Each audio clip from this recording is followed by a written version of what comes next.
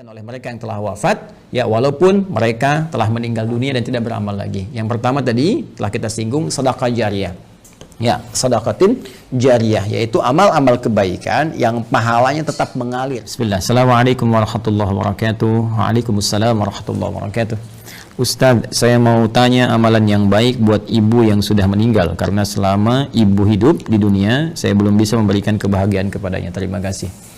Waalaikumsalam warahmatullahi wabarakatuh. Pertama izinkan saya turut berdoa mohon pada Allah Subhanahu wa taala semoga ibunda saudaraku akun Faisal Said diberikan rahmat oleh Allah Subhanahu wa taala, dilapangkan di alam kuburnya, diberikan cahaya oleh Allah Subhanahu wa taala, diterima amal-amal saleh beliau, dijadikan alam kuburnya bagian dari taman-taman surga yang dibentangkan oleh Allah, dan semoga kita semua dikumpulkan dalam kebaikan bersama beliau dan juga bersama Rasulullah sallallahu alaihi wasallam pada waktu yang telah Allah janjikan.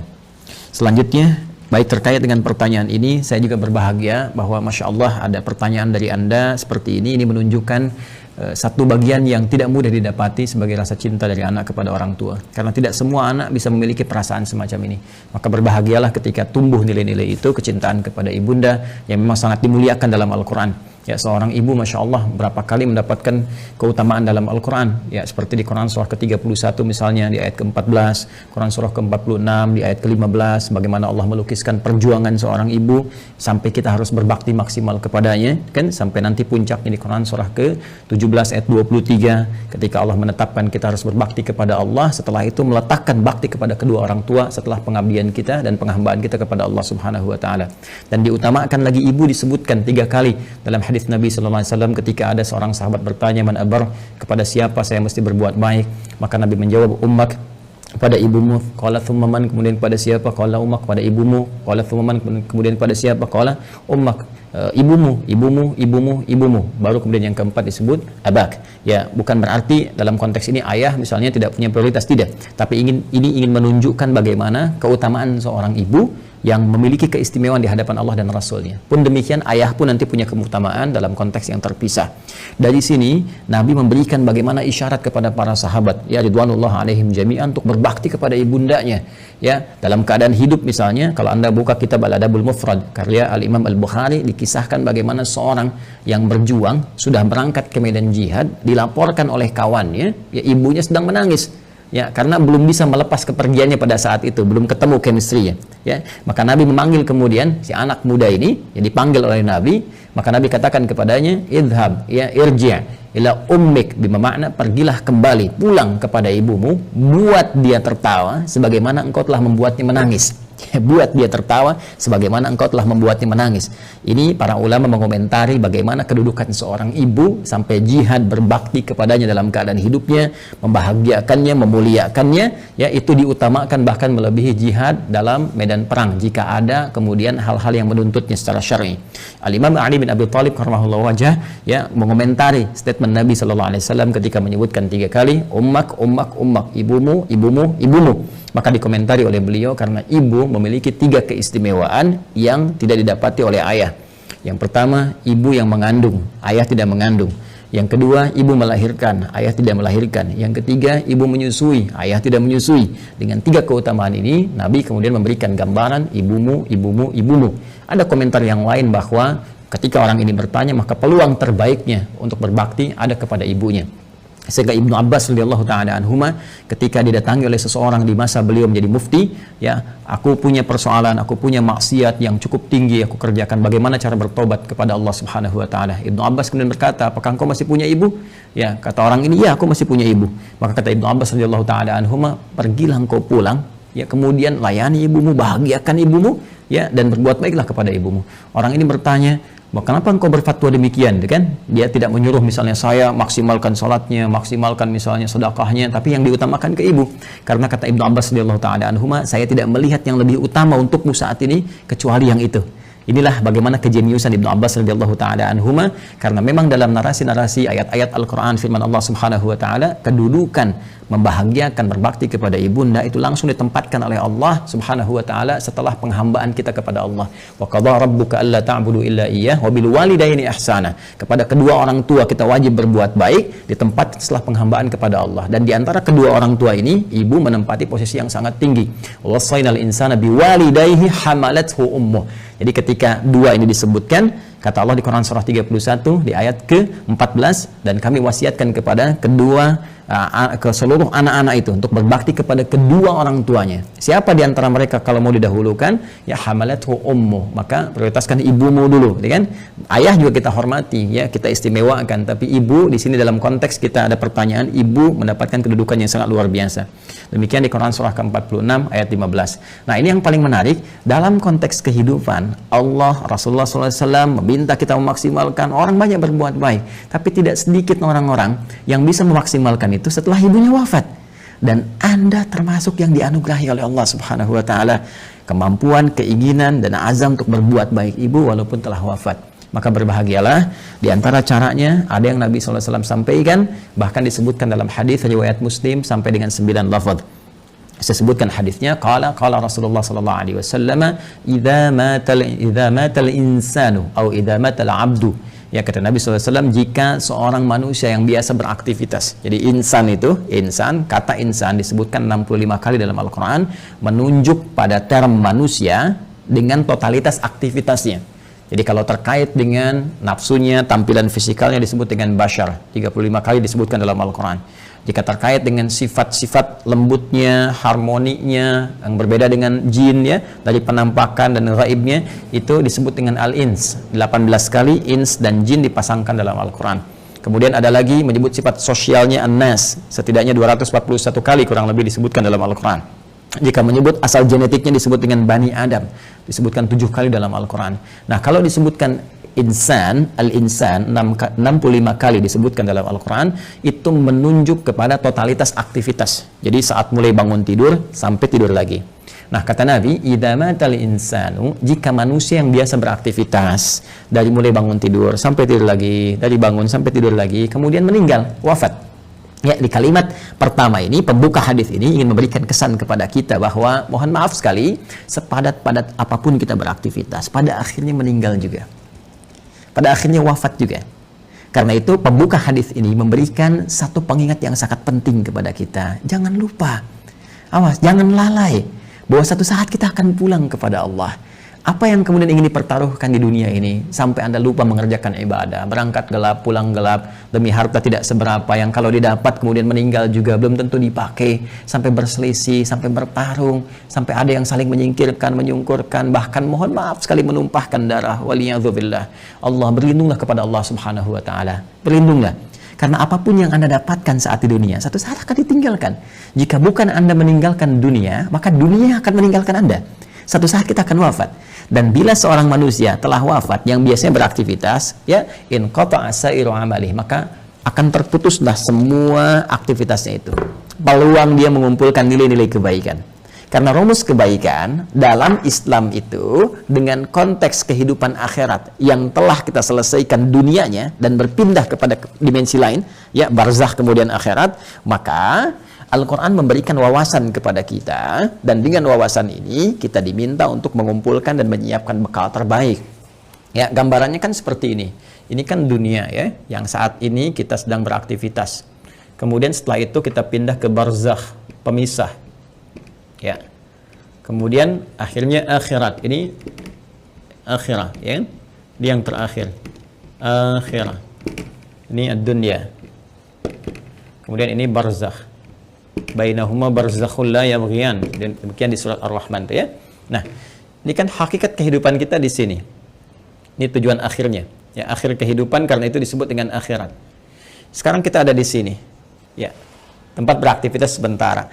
Karena ini sifatnya sementara, maka semua yang ada di sini pun di sini, ya, sifatnya sementara.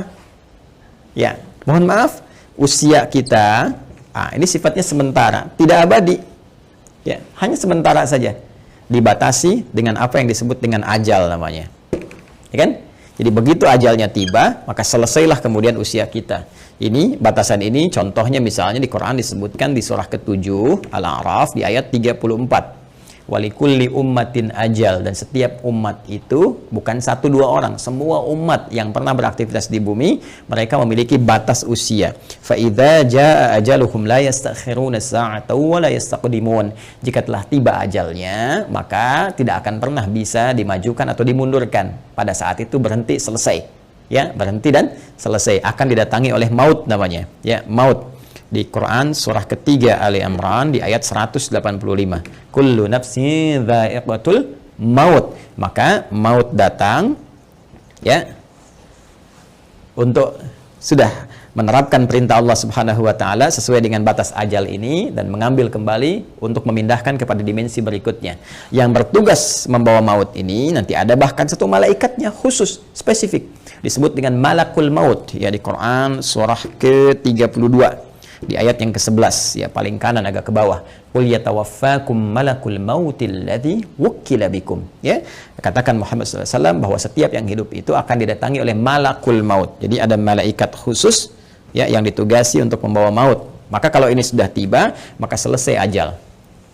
Nah, maka yang biasanya kita ini beraktivitas, aktif, bekerja dengan segala yang kita dapatkan dalam kehidupan dunia. Mohon maaf, bidangnya mungkin beragam, ya. Ada yang di kesehatan, kedokteran, medis, ada yang insinyur, ada yang di militer, tentara, ada yang Polri misalnya, ada yang di politisi, ya, di politik, jadi politisi misalnya, ada yang di pemerintahan, birokrat, ada yang ustadz, mengajar, dosen, guru dan sebagainya. Pada akhirnya sepanjang semua bernama makhluk ya dan spesifik manusia, pada akhirnya semua kegiatan itu akan tuntas, selesai ya. Semua manusia yang beraktivitas tadi disebut dengan insan, al-insan ya, ada surah ke-76 dalam Al-Quran, al-insan ya. Kata Nabi, idza matal insan, jika semua manusia yang beraktivitas ini sudah tiba nih, sudah tiba ajalnya ya, tiba maut ya. Maut itu sifatnya, keadaannya. Mata itu kata kerjanya, mata yamutu mautan ya, mata yamutu mautan. Idza matal insan, jika tiba maut ini menjemput manusia ya, sudah datang ajalnya, tiba maut dan menghentikan semua aktivitas yang pernah ia lakukan. Tadi saya katakan semua pembuka di hadis ini kalimatnya singkat padat, cuma 2 kata, matal insan, tapi pesannya sangat dalam, memberikan kesan bahwa apapun yang kita banggakan pada hakikatnya akan selesai.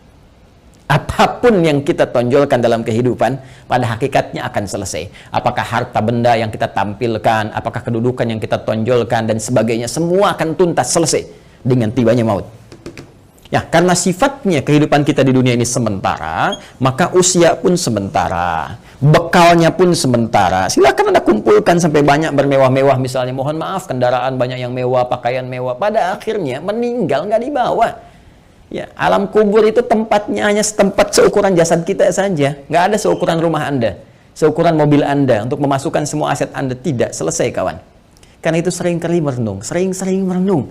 Pada akhirnya apa sih yang mau dicapai di kehidupan dunia ini kalau kita memang akan berpindah? Dan setiap tempat yang disinggahi, fitrahnya membutuhkan bekal. Ya, Anda saja di dunia, saya sering katakan, dalam konteks kehidupan dunia saja, misal, saat ini saya ada di Bekasi misalnya, ya kan?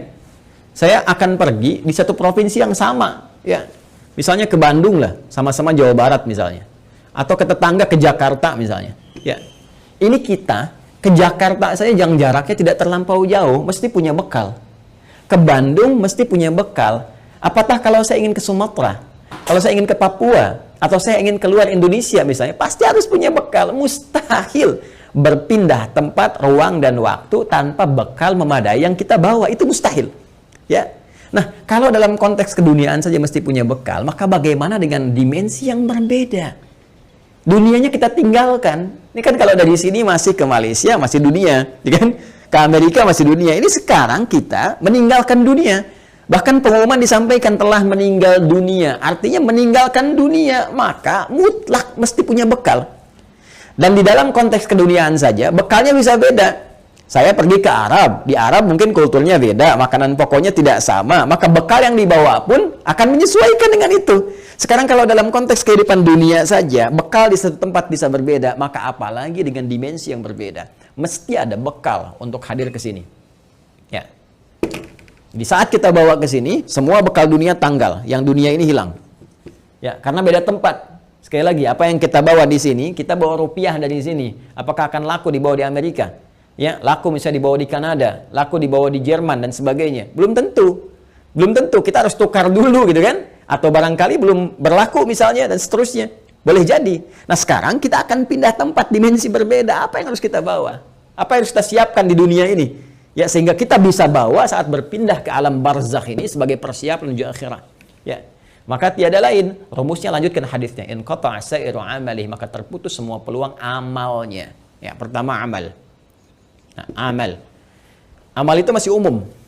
Amalan itu masih umum. Semua perbuatan manusia yang akan dipertanggungjawabkan di hadapan Allah disebut dengan amal namanya. Ya, faman ya'mal mithqala dzarratin khairan yarah wa man ya'mal mithqala dzarratin syarran yarah. Ya, jadi semua perbuatan kita dari bangun tidur sampai dengan tidur lagi itu disebut dengan amal. Nah, ini kalau sudah meninggal, mata, datang maut, ya, terputus semua amal, aktivitas selesai. Ya. Nah, cuma diberikan kemudian gambaran kepada kita.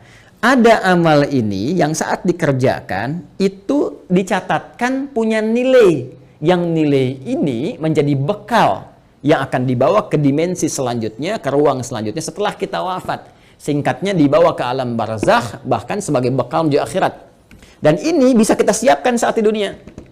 Ya, apa nama amalnya? Ini yang disebut dengan amal saleh. Ya, jamaknya disebut dengan salihat. Amal saleh, jamaknya apa? Salihat. Ya, jadi amal ini ada yang netral, umum, ya kan? Nah, ini amal yang saat dikerjakan punya nilai untuk dibawa pulang menghadap Allah dan dibawa bekalnya ke tempat dimensi berbeda di barzakh sampai dengan ke akhirat disebut dengan saleh. Jamaknya disebut apa? Salihat. Ya, singkatnya setiap perbuatan yang dinilai sebagai ibadah oleh syariat. Ya, jadi setiap perbuatan kalau kita kerjakan diniatkan sebagai ibadah, maka itu namanya amal saleh. Jelas ya? Baik, jamaknya disebut dengan apa? Salihat. Ya, muncul Quran surah ke-103 misalnya Allah firmankan, ya, di surat Al-Asr, wal 'asr innal insana lafi khusr illa alladzina amanu wa 'amilus shalihat. Nih, ya, wal 'asr, demi waktu, momentum, ya, yang Allah berikan kepada setiap manusia untuk beraktivitas. Nih, dikasih kesempatan dari pagi, kan, bahkan dari bangun tidur sampai tidur lagi, silakan beraktivitas. Tapi kalau aktivitasnya cuma mengejar dunia saja, kata Al-Quran berpotensi rugi. Karena saat dia meninggalkan dunia, fakir, dia nggak punya bekal.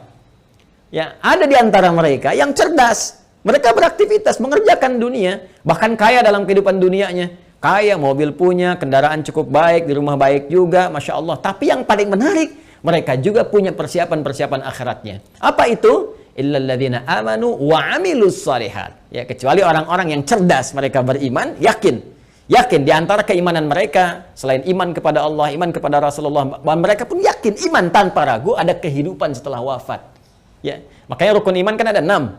Ya, rukun iman yang kelima kan apa? Iman pada hari akhir. Hari akhir itu implementasinya yakin kita akan meninggal, yakin akan dihisab. Karena kita yakin kita punya iman, kita siapkan. Itu cara memahaminya. Karena itu orang cerdas menyiapkan setelah wafatnya ada kehidupan. Anda yakin nggak? Kalau Anda nggak beriman, nggak usah komen. Tapi kalau Anda yakin Anda beriman, Anda siapkan. Keyakinan kita memberikan dorongan kepada kita untuk menyiapkan bekal setelah kita wafat. Apa yang mau kita siapkan? Allah saking rahmannya memberikan bocoran kepada kita, bimbingan kepada kita. Nih, siapkan bekal ini. Ini bekal yang cuma satu-satunya dibawa saat kita wafat. Apa itu? Wa amilus shalihat. Ini dia.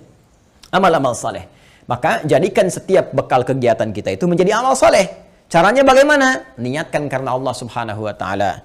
Ya, niatkan karena Allah lillah, bekerja karena Allah, merawat anak karena Allah, di rumah tangga karena Allah. Bahkan nanti implementasinya Nabi SAW memberikan panduan dengan doa. Langsung. Makanya saya sering katakan dalam Islam semua aktivitas itu punya doanya. Bangun tidur ada doanya, sampai mau tidur lagi ada doanya. Semua aktivitas kita. Tatkala kita pun belum memahami, sertakan kalimat Bismillahirrahmanirrahim. Kullu amrin dzibalin la yubda'u fihi bismillahirrahmanirrahim fahuwa abtar au a'ta'. Setiap perbuatan baik yang tidak disertakan Bismillahirrahmanirrahim karena Allah. Bismillah, saya kerjakan ini karena Allah. Ya, kalau Anda tidak sertakan itu, tidak niatkan karena Allah, fahuwa abtar au aqta, maka terputuslah peluang bekal akhiratnya. Kalau Anda kerjakan, misal saya mau nulis nih Bismillahirrahmanirrahim atau singkat Bismillah misalnya kan, saya niatkan karena Allah supaya tulisan ini punya manfaat, supaya tulisan ini punya nilai di hadapan Allah. Maka begitu saya tuliskan misal ya, ini saya tuliskan bekal dunia amal saleh misalnya. Saya tuliskan karena Allah, lillah, supaya kita bisa pahami ini semua. Maka pekerjaan amal saleh ini, amilus salihat, ketika kita niatkan karena Allah, diberikan nilai oleh Allah. Nilai itulah yang disebut dengan hasanah namanya. Hasanah. Hasanah. Ini dia. Hasanah. Nah, berapa nilainya? Berapa poinnya? Disampaikan dalam Quran surah ke-6 Al-An'am di ayat 160. Man jaa'a bil hasanati falahu asyru amthaliha. Siapa yang mengerjakan kebaikan, diniatkan sebagai ibadah karena Allah, menjadi amal saleh, maka dia punya poin hasanah. Setiap satu kebaikannya dicatatkan langsung 10 nilainya. Ini nilai terendahnya, 10. Ya, 10. 10 itu hitungannya bukan 1, 2, 3, 4, tidak.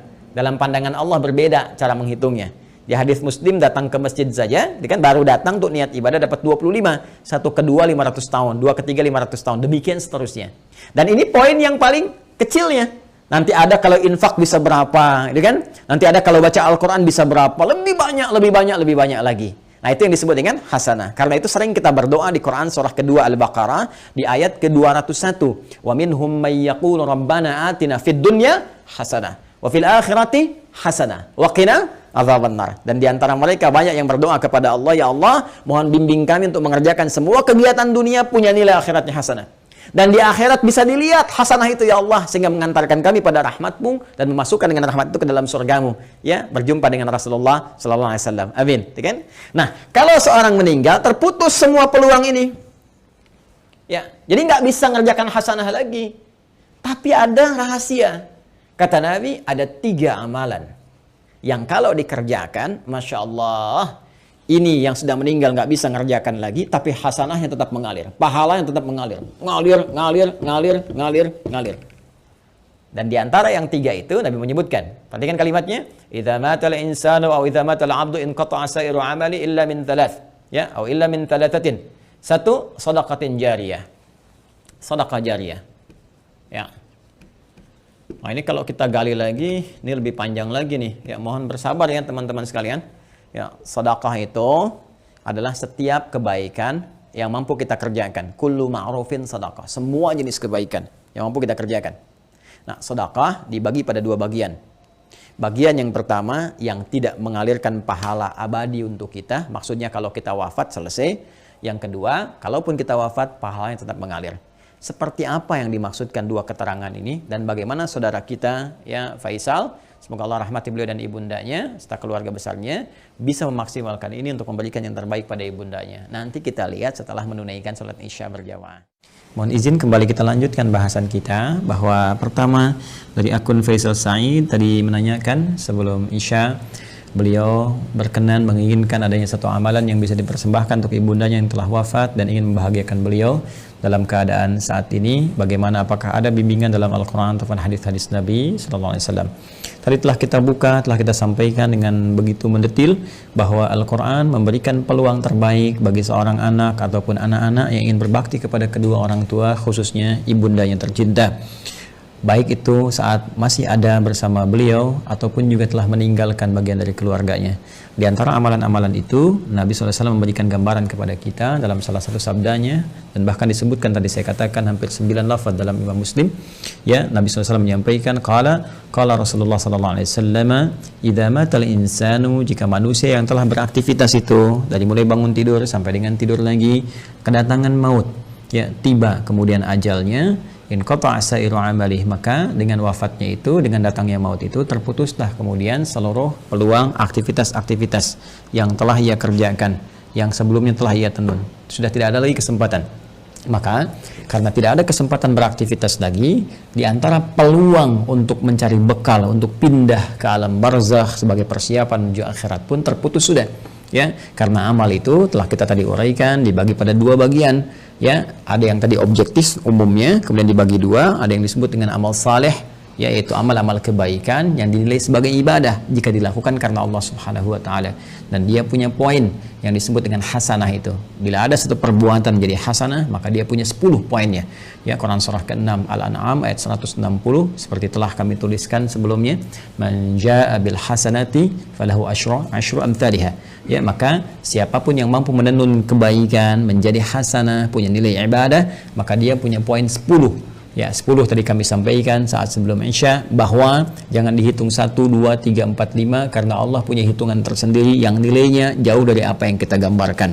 Nah, teman-teman sekalian, itu batas minimalnya. Ya, apalagi nanti kalau kita kemudian tenun dengan amal-amal lain yang punya nilai yang lebih banyak lagi, seperti infak, bacaan Al-Quran dan sebagainya. Ada lagi amal yang kedua nanti amal sayyi, ya, jamaknya sayyiat, sayyiat. Nah, ini amal-amal yang didesain bersumber dari nafsu atas bisikan-bisikan setan. Ya, paradoks dengan amal soleh tadi. Makanya sering saya katakan ada amal soleh, ada amal salah. Yang baiknya amal saleh, yang jeleknya amal salah. Amal salah ini sepanjang kita hidup mesti kita koreksi, kita benarkan, ya, lewat jalur yang disebut dengan taubat. Ya, supaya dengan jalur taubat ini dihapus nanti yang jelek-jeleknya sebelum kita wafat, ya dihapuskan catatannya, diperbaiki kemudian oleh amal-amal kita atas petunjuk dan izin Allah Subhanahu wa taala. Kita tutup itu dan isi dengan hal-hal yang baik sehingga di ujungnya, di ujung kematian kita menjadi baik. Itu yang disebut dengan husnul khatimah. Khatimah itu penutup, husnul itu baik, ya, penutup yang terbaik. Maka ketika kita sudah tutup dengan taubat, berkenan Allah menghapuskan amal-amal jelek ini sehingga yang terbawa yang baik-baiknya saja saat menghadap kepada Allah Subhanahu wa taala. Kalau ini tidak terjadi, nanti di hadis Muslim riwayat sahabat Abu Hurairah radhiyallahu taala anhu akan disebutkan oleh Nabi sallallahu alaihi wasallam, maka setiap amal yang soleh akan menutup yang salahnya. Ya, misal nanti yang ini salat, yang ini misalnya senang bikin hoax, maka yang salatnya akan menutup perbuatan hoaxnya. Yang ini misalnya puasa, yang ini senang berselisih, maka yang puasa akan menutup selisihnya. Demikian seterusnya sampai ditimbang nanti. Bahkan ada orang yang bangkrut disebut dengan muflis, ya, disebut dengan muflis. Jadi begitu habis amal salehnya, masih ada amal salahnya, maka bangkrut dia karena nggak punya lagi penutup. Ya, habis modalnya ini, tersisa keburukannya, maka diambillah kejelekan orang-orang dizalimi, ditimpakan kepadanya, dilemparkan ke neraka. Itu yang disebut dengan muflis. Waliyadzubillah, kita berlindung kepada Allah Subhanahu wa taala dari perbuatan tadi. Nah, sekarang ada orang yang telah wafat, gak bisa mengerjakan amalan lagi, tapi apakah dia berpeluang masih mendapatkan baik balasan-balasan pahala, ya, transfer pahala kebaikan? Karena kalau sudah di alam barzah, kita nggak bisa kirim makanan, kita nggak bisa misalnya kirim perhiasan, kita nggak bisa kirim kebutuhan dunia karena dimensinya beda, ruangnya sudah lain, alamnya sudah berbeda. Yang harus kita kirimkan kepada mereka adalah bekal real yang mereka butuhkan. Nah, kata Nabi, ada 3 peluang yang mungkin didapatkan oleh mereka yang telah wafat, ya, walaupun mereka telah meninggal dunia dan tidak beramal lagi. Yang pertama tadi telah kita singgung, sedekah jariyah. Ya, sedekatin jariyah, yaitu amal-amal kebaikan yang pahalanya tetap mengalir. Ya, saya ulang, amal-amal kebaikan yang pahalanya tetap mengalir. Jadi, pertama, teman-teman, sedekah ini adalah gambaran dari semua perbuatan-perbuatan baik. Ya, dalam fikih disebut dengan kullu ma'rufin sedekah. Semua perbuatan baik yang mampu dikerjakan itu disebut dengan sedekah. Karena itu zakat dalam Al-Quran disebut juga dengan sedekah. Ya, khudz min amwalihim sedekah. Ambil dari zakat yang telah masuk, ya, nisabnya, haulnya, ambil itu, ya, sebagai bagian dari perbuatan baik. Sedekah yang membuktikan kebenaran iman. Jadi sedekah itu bisa diartikan pembuktian kebenaran, sesuatu yang baik, sesuatu yang jujur, dan nilai-nilai kemuliaan. Itu diantara makna sedekah. Karena itu kenapa perbuatan baik disebut dengan sedekah? Ini pertama pembuktian dari keimanannya. Jadi iman itu implementasinya kebaikan-kebaikan. Untuk membuktikan kita beriman, maka diminta oleh Allah kepada kita semua membuktikan lewat amalan baik. Karena itu lisan diminta berkata baik, tangan bekerja baik, kaki melangkah pada yang baik. Itu pembuktian iman. Karena itu orang beriman mustahil berbuat yang tidak baik. Karena itu kata Nabi, la yasrikul mu'min, indama yasrik fahuwa mu'min. Mustahil orang beriman itu korupsi, orang beriman itu mencuri. Ketika mencuri ada iman dalam dirinya. Maksudnya Nabi mempertanyakan, imannya kemana sampai bisa mencuri? Imannya kemana sampai bisa berbuat maksiat, ya kan? Jadi iman itu akan mendorong kita berbuat baik. Karena itu semua perbuatan baik disebut dengan apa? Sedekah. Nah, perbuatan baik yang disebut dengan sedekah ini dibagi 2 bagian. Ya, dibagi 2 bagian. Ada yang disebut dengan sedekah tsabitah. Ya, saya hapus dulu ini. Sedekah tsabitah. Dia sedekatun, sedekah. Ada yang disebut dengan tsabitah. Ya, tsabitah itu sudah yang tetap, berhenti gitu kan? Atau waqifah, berhenti sampai di situ. Ya, berhenti saja sampai di kehidupan dunianya. Maksudnya apa? Saat dia beramal di dunia, saat hidup dituliskan pahalanya. Tapi ketika wafat selesai, waqifah, thabitah, berhenti sampai di situ saja. Dalam konteks kehidupan dunia saja. Saat dia beramal. Jadi saat dia hidup di dunia, kemudian misalnya dia salat nih. Ya, si A misalnya salat. Kemudian dia ketika menunaikan salat kan dituliskan pahalanya. Ya, ketika ikhlas tunaikan tuliskan pahala. Misal dapat pahala sekian kan. Nah, ketika dia meninggal dunia, wafat ini sudah karena nggak bisa sholat lagi, nggak ada lagi catatan amal pahala mengalir. Ya, sudah selesai sampai di situ. Selesai, terhisab sampai di situ. Karena selesai, tetap di situ disebut dengan thabit atau waqifah, berhenti sampai di situ. Ya. Nah, ada yang menarik nih. Orangnya sudah meninggal, sudah nggak di dunia lagi. Ya, sudah berpindah ke dimensi lain, dia pindah ke barzakh, alam pemisah. Ya, disebut dengan alam kubur. Terpisah dia dengan dunia, tapi belum sampai ke akhirat. Ya, alam pemisah antara dunia dengan akhirat disebut dengan barzakh. Ya, baik. Ketika berpindah kepada barzakh ini, nggak ada peluang amal lagi. Tapi yang menarik, walaupun dia nggak mengerjakan amalannya, pahalanya tetap mengalir. Nah, mengalir dalam bahasa Arab disebut dengan jara yajri, jarian wa jariyatan. Ya, maka karena ini sifatnya ada muannats-nya disebut dengan jariyah. Jariyah. Ya. Baik. Ini apa namanya, sifat dan mausuf ya, disifati sedekah, ya, sedekah, perbuatan-perbuatan baik jariyah yang pahalanya terus ngalir sampai kehidupan berakhir. Ya, sampai hari perhitungan tiba, kiamat terjadi, ya, perhitungan pahala, baru kemudian di situ hitungan dikumpulkan keseluruhan, disebut dengan hisab. Ya, disebut dengan apa? Hisab. Jadi sepanjang kiamatnya belum terjadi, kemudian belum terputus kehidupan dunia keseluruhannya, maka terus saja ngalir di pahalanya, ngalir, kumpul, masya Allah, walaupun orangnya telah meninggal dunia. Nah, ini sedekah jariyah ini punya dua sumber. Ya, untuk mempercepat, punya dua sumber. Sumber pertama adalah kebiasaan amal soleh yang dikerjakan oleh orang yang meninggal tadi sebelum dia wafat. Jadi sebelum dia wafat, dia punya kebiasaan beramal. Ya, yang amalan ini setelah dia wafat pun masih ada tuh. Ya, merambat peluang amalannya sehingga pahalanya terus mengalir kepada yang bersangkutan. Apa di antara contohnya misalnya? Nah, contoh misalnya yang bersangkutan sebelum meninggal dunia pernah misalnya menyumbang untuk kepentingan di masjid. Masya Allah misalnya sedang ada perbaikan masjid, kan? Lalu disumbangkanlah untuk bikin keran wudhu misalnya. Masya Allah, walaupun orang yang meninggal, keran wudhunya masih ada, dipakai orang. Setiap dipakai, mengalir, pahala terus mengalir. Sepanjang itu ada. Karpet masjid misalnya kan, disumbangkan, dipakai terus, walaupun orang yang meninggal, tetap pahalanya mengalir. Ngalir. Masya Allah. Pesantren, pembangunan, tadi ada beberapa informasi yang saya sampaikan terkait update, nanti di akhir saya tegaskan kembali. Ya, Masya Allah misalnya bikin pesantren untuk ahli Al-Quran, bahkan misalnya ada mushafnya, ya kan kita buka juga tuh wakaf untuk mushafnya, untuk perangkat hafalan, itu Masya Allah setiap yang menghafal dapat pahalanya. Makanya saya sering katakan kalau beramal kita mesti cerdas, dengan modal sekecil-kecilnya dapat keuntungan sebanyak-banyaknya. Ya, contoh misalnya kita punya uang 50.000 nih. Kita bisa punya banyak pilihan untuk beramal saleh. Tapi kalau kita bisa gunakan 50.000 misalnya untuk sedekah jariyah. Saya punya pos uang misalnya 50.000 nih. Saya pengen jadi pahala di hadapan Allah. Mana yang akan saya gunakan? Maka Anda bisa melihat dengan bijak. Anda mau pilih mana yang thabit, waqifah, berhenti sampai di situ. Misal Anda berikan makanan, kasih misalnya orang butuh untuk makan supaya energi dia ada. Dia makan tuh. Dari energi itu dia pakai untuk sholat misalnya. Ya, dia akan gunakan untuk sholat seketika ketika energinya selesai pahala Anda. Ya, Anda gunakan beli mushaf, misal dapat 2, Anda berikan ke penghafal Quran. Masya Allah, penghafal Quran menghafal Quran menggunakan mushaf Anda. Demi Allah saya katakan, penghafal Quran itu nggak ada yang baca sekali. Ya, Alif Lam Mim, Dzalikal kitabu, bukan menghafal. La raiba fi, dzalikal kitabu la raiba fi, hudal lil muttaqin,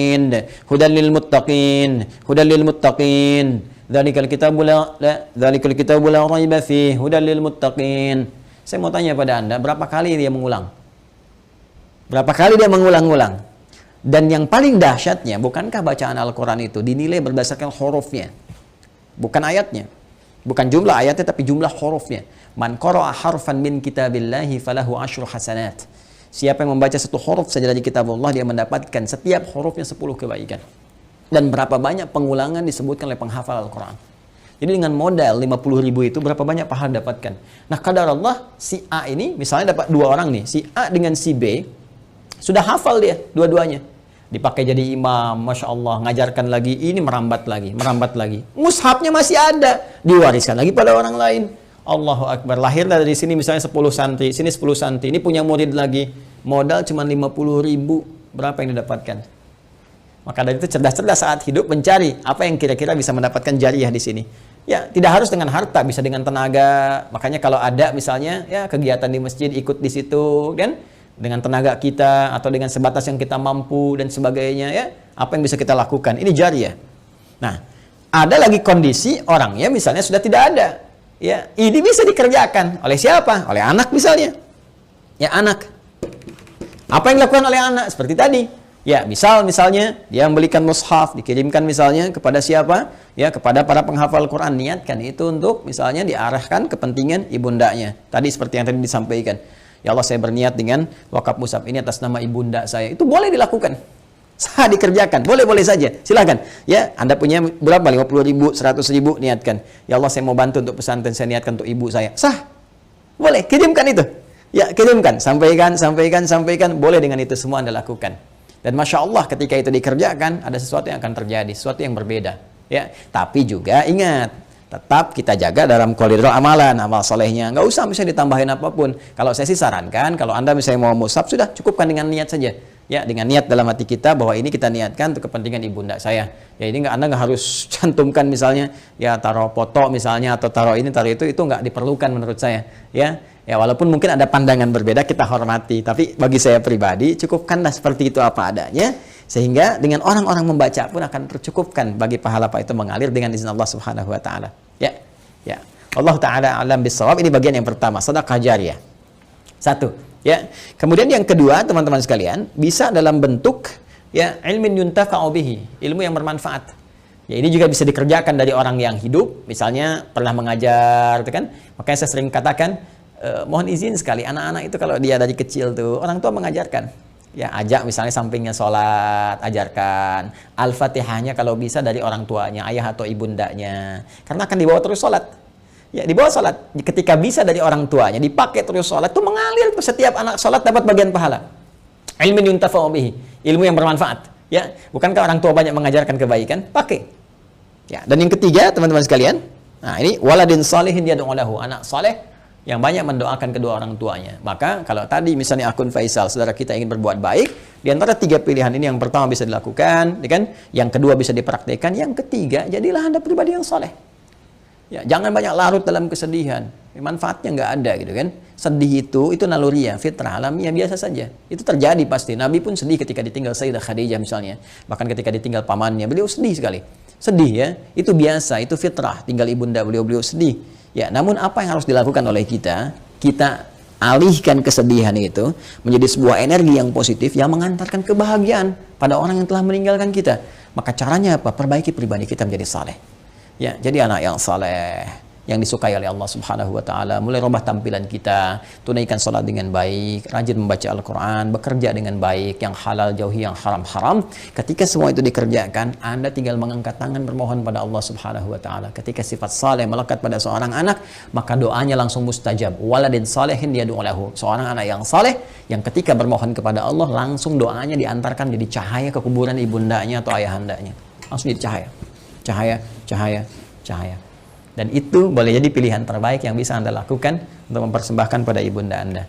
Ya, kalau perbedaan pandangan dari para ulama itu biasa-biasa saja. Ya, A memandang, B memandang, tidak ada masalah. Tapi ijtihad satu tidak bisa membatalkan ijtihad yang lainnya karena peluang ini terbuka. Ya, jadi kalau ada tadi yang membatasi misalnya sepanjang dia masih hidup, tapi juga ada yang kemudian membatasi, yang menafsirkan tidak boleh dari orang yang hidup pun memberikan kebaikan-kebaikan karena perkara umum. Sepanjang tidak ada takhsisnya, tidak ada kekhususan, maka maknanya tetap umum.